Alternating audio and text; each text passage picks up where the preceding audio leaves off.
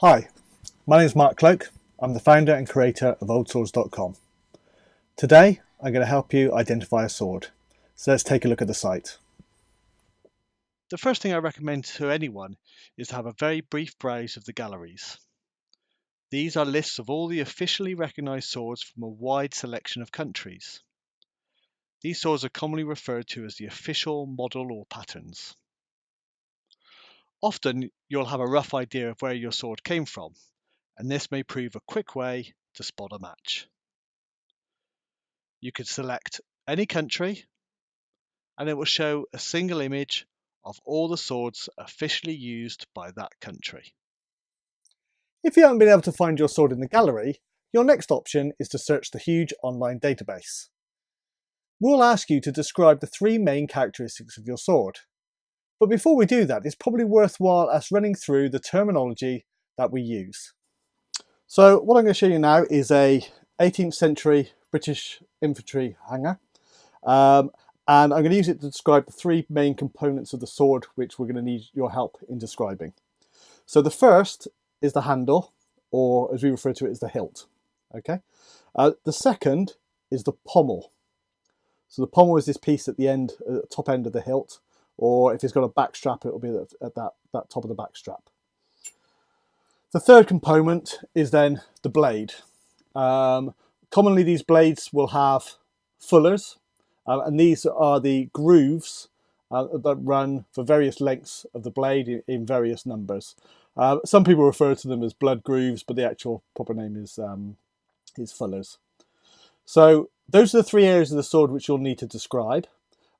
So what I would strongly suggest is that you go into the terminology page, and that's within the resource section of the website, and familiarise yourself with some of the images and the descriptions of the various different components. That will help you when we move into the database page to fill that out correctly and in the best way to perform an accurate search. Okay, so let's go into the search page now. Let's go into the database function and see what we can and guide you through that process. Okay, so we click on the database. Within this section, we now start to use the physical characteristics which we've previously discussed. So for this example, I'm going to search for a sword with the type of a reverse P hilt. So this comes back with 622 matches, which obviously will take quite a while to go through. So what we'll do is we'll narrow that down now by searching on the type of pommel. So the sword in question has a lion pommel.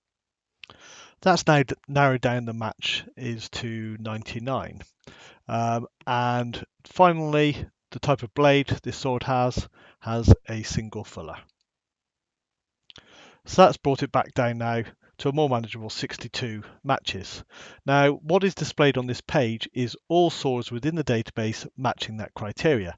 So this will be official and unofficial patterns. They could be one-off purchases or bespoke orders by officers of the period wishing to have something a bit unusual. So what we could do at this stage is we can just quickly change the quality to gallery. Now what this will do is it will only display the official patterns. So if I change that to gallery now, you'll see that it's matched three official patterns. One from Britain, one from Holland, and one from Germany. Okay, if we go back to any, you'll see we go back to the 62 matches. So if we say we spotted our sword in the gallery section, what you can then do is you can click on the item and view additional images or view information on the maker, such as when they traded, or you can look at references to look up that particular sword in books or reference materials. And if there were any appropriate videos on this particular pattern, there would be links through to potential videos or articles. So I hope you found that video useful. I've kept it very brief and just concentrated on the basic search tools and functionality. So if you are a collector or at all interested in swords, I would really recommend you to have a really good look around the website. There is a huge amount of information, a lot of research and resource material for you to take a look at. So if you have any comments or feedback about this video, I'd really love to hear them. Please post them in the comment section. However, if you do have any identification requests, please don't post in the comment section. If you're a registered user on the website, please drop me an email. Thank you for watching.